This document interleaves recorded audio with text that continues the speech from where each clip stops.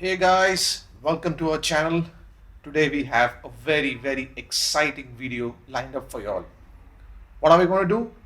Very simple. We are going to focus on getting our strumming patterns correct.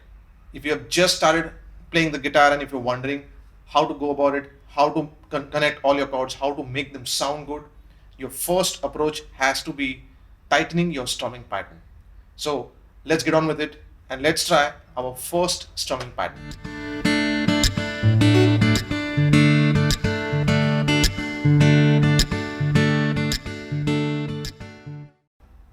The first strumming pattern is very simple.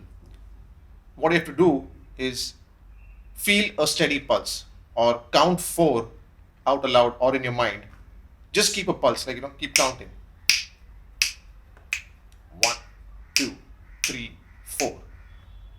You have to play 3 downstrokes on the first 3 beats, and on the last beat, that is the fourth one, you'll have to combine your down and your upstroke. Let's see how to put that together. First, just mute all your strings so that you get your strumming hand correct. Make sure that your strumming pattern is correct and then transpose it to a chord progression or to a bunch of chords that you're trying to learn. So here we go. 1, 2, 3, 4, and 1, 2, 3, 4. Again, down, down, down, down, up, down, down, down, down, up. 1, 2, 3, 4. Now let's try and put this strumming pattern on a chord combination or a progression of A and B. All right.